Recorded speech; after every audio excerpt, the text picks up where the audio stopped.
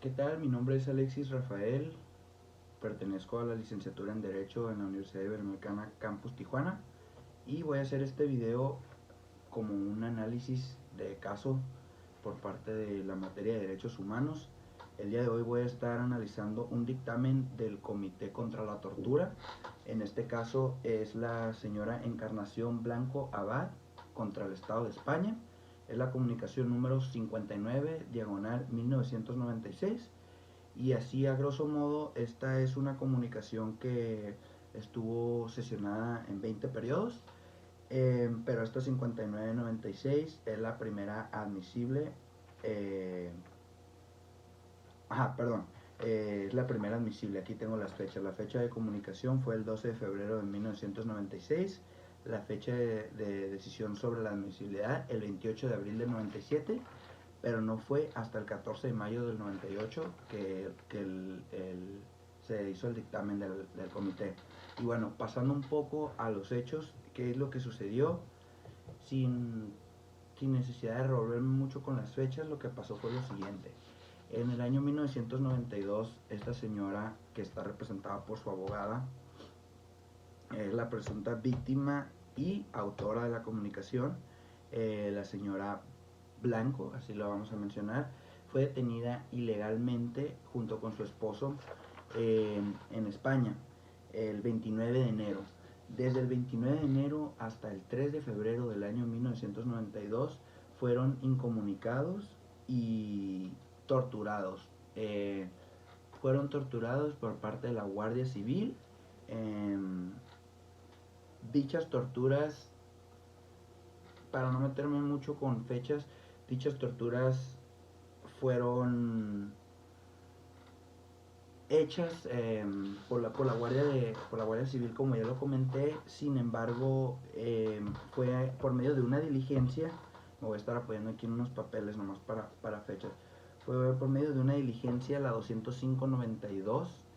Digo, no me voy a meter mucho en estos temas, pero para entender un poco, en el juzgado número 44 de Madrid, el 13 de marzo de 1992. Esta fecha es bien importante porque fue la primera vez que la víctima Blanco manifestó que había tenido malos tratos. ¿Qué malos tratos? Los vamos a ver, bueno, ahorita los voy a comentar. Entre ellos le ponían bolsas en la cabeza, la desnudaron, se le amenazaba con violación, se le hicieron electroshocks e incluso se mencionan otro tipo de daños psicológicos, ¿no? Que es un poquito complicado hoy en día medir qué tanto podemos afectar a alguien psicológicamente.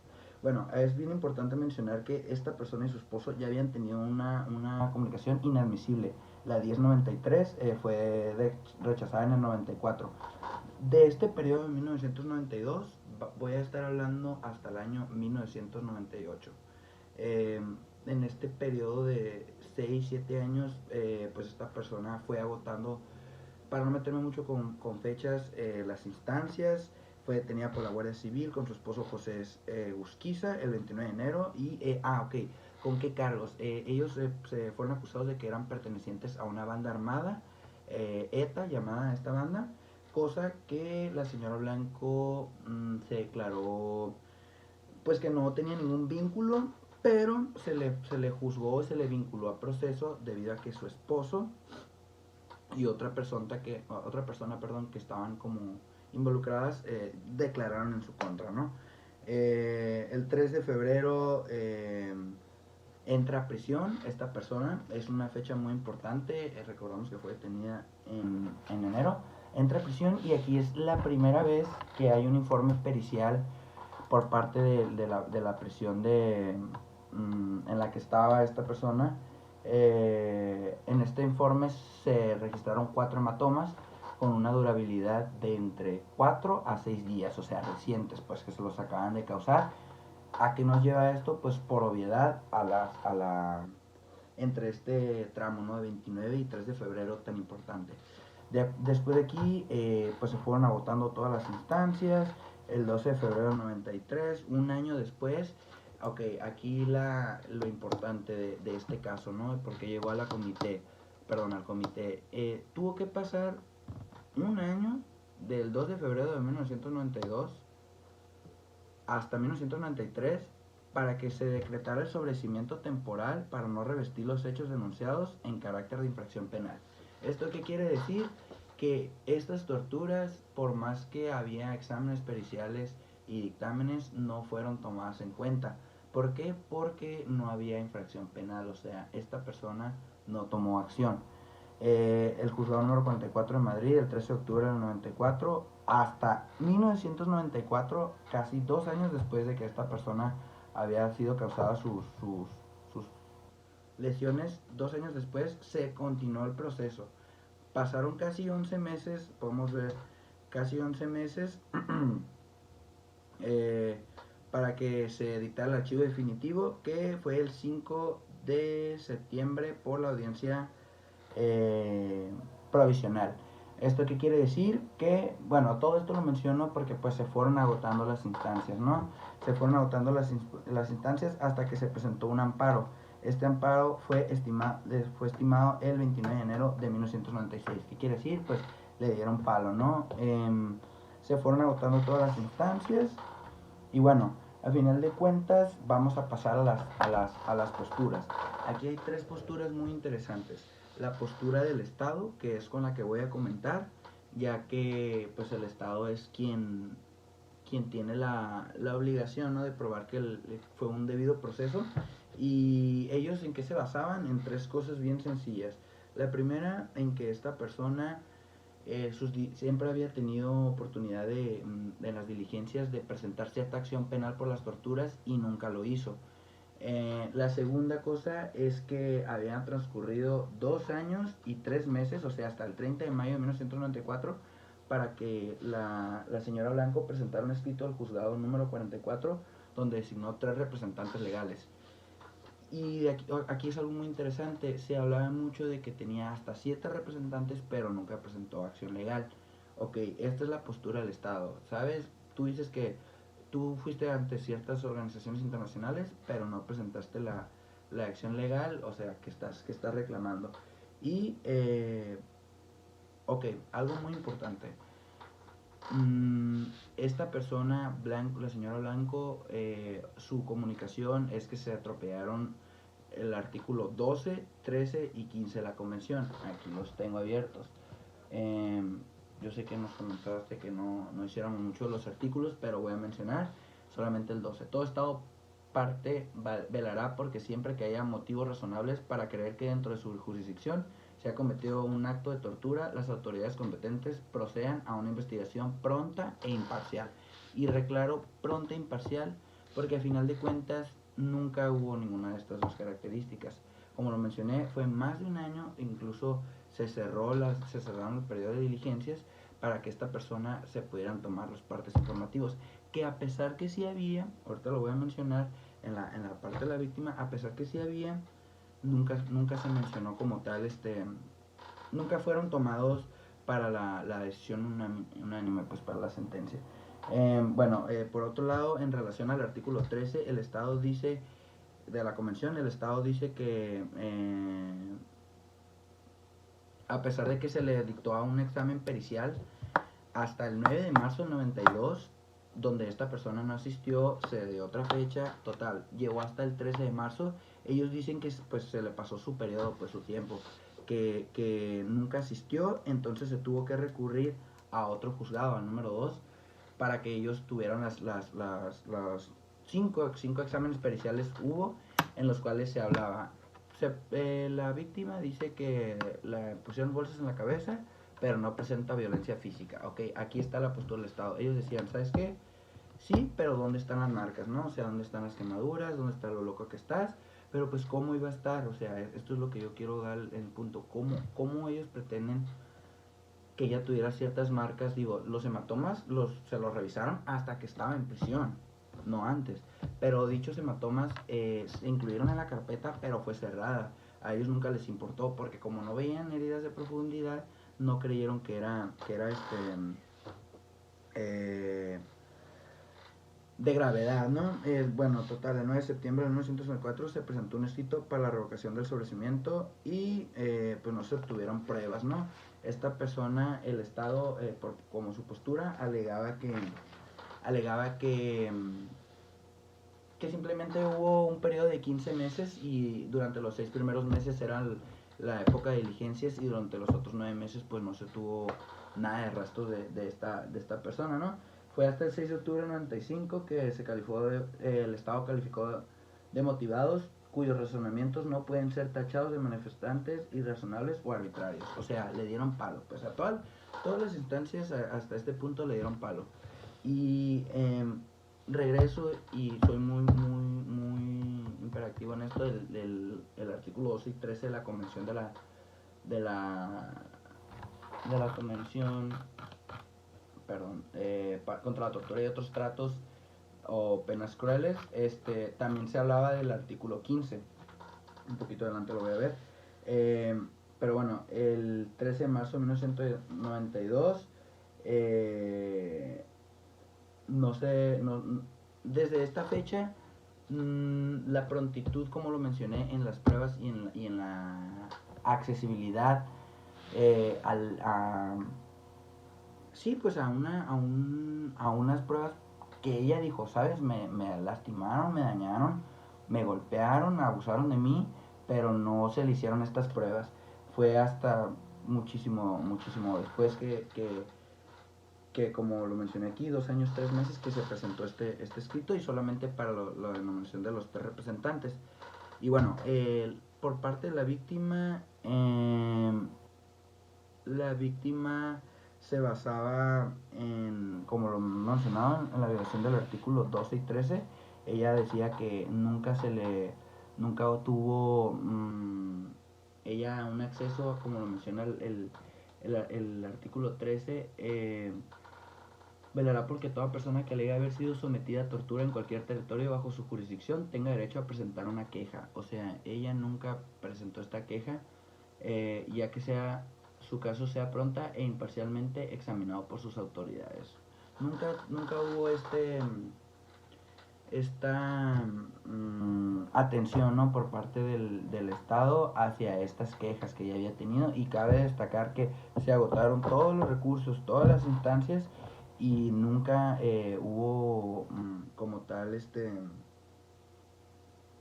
no se incluyó en la carpeta de investigación estos dictámenes, ¿no? Pero luego también la víctima decía que lo único que había en su contra eran las declaraciones por parte de su esposo y de la otra persona, Rojo, pero estas declaraciones pues no tenían validez según ella, porque pues ella no tenía ningún tipo de nexo. Y el 26 de diciembre de 1995 fue condenada a 7 años de prisión y multa. Entonces pues ella obviamente se fue al amparo y también le dieron palo, como ya lo mencioné. Es por eso que llegó hasta el comité. Ella se declaró inocente y se mencionaba mucho de los hematomas, ¿no? Dichos hematomas que no se le hicieron caso. También ella hablaba de que citó el informe del Comité Europeo para la Prevención de la Tortura, 1 de junio de 1994. Este informe habla de que los estados, al momento de hacer una detención, hacen sus dictámenes periciales muy superficiales. No se fijan en las heridas cutáneas o la gravedad, o sea, lo que pueda llegar a pasar después. Y en este caso, como el tipo de tortura que había recibido ella no se queda muy marcado, pero no quiere decir que no haya sido torturada. Y pues a final de cuentas ella se apoyó en este informe de un comité europeo.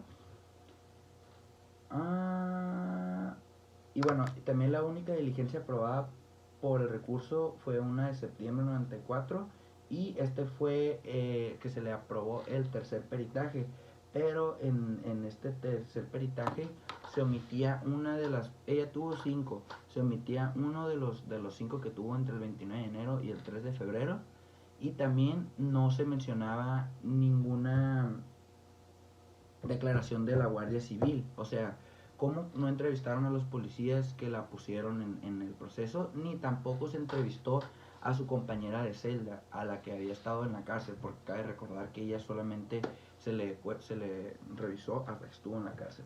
Y bueno, por otro lado está la postura del comité, digo, aquí se peleaban el artículo 12 y 13, ¿no? Entre la víctima que alegaba que no había tenido pronta e imparcial atención y que el Estado dice, oye, ¿sabes qué? Tú tuviste tu chance, pero se te, pues, se te fue y la verdad es que nosotros no te vamos a estar correteando, ¿verdad? Pero ahí viene la postura buena. El comité que dice, en la sesión 18 de esta comunicación examinó la admisibilidad porque había una ausencia de incredulidad, una ausencia de incredulidad, verisimilitud corroborada por circunstancias periféricas y persistencia en la incriminación. Esto es lo que la víctima decía. Entonces el Estado dijo, oye, ¿sabes qué? Pues vamos a examinar la admisibilidad, cerciorándose que se hayan agotado todas las instancias y checando que no haya otro organismo internacional que esté velando por este derecho humano. La aprobó y ¿en qué bases? Pues en las que he venido como que tratando de mencionar, es que no hubo, bueno, transcurrió más de un mes entre la recepción del informe médico y la comparecencia de la víctima. Entonces, como el Estado dice, oye, pues no tienes heridas profundas o graves, pues es porque obviamente desaparecieron en este lapso. Se está violando el artículo 12, donde dice que las autoridades competentes procedan a una investigación pronta e imparcial. A pesar de que la víctima comunicó sus maltratos, nunca se interrogó a la Guardia Civil ni a la compañera de celda, ni se le llevaron a cabo más dictámenes, muy superficial. También hubo una inactividad de casi 11 meses entre la declaración y el sobreseimiento temporal. O sea, ¿qué quiere decir esto? Como lo mencioné, que entre 92 entre 93 y 94 estuvo parado el juicio. Aparte de esto, en el periodo de las diligencias, la víctima nunca aportó pruebas, pero el comité dice que no es necesario aportar pruebas, ya que presente la queja de los hechos estén producidos contra malos tratos o intimidación como consecuencia de la queja o el testimonio prestado, ya que es una obligación y procuración de los derechos humanos velar, ¿no? por todo esto. Entonces, el artículo que sí le dieron palo es el artículo número 15, porque nos dice, todo Estado parte se asegurará de que ninguna declaración que se muestre que haya sido como resultado de tortura puede ser invocada como prueba en ningún procedimiento.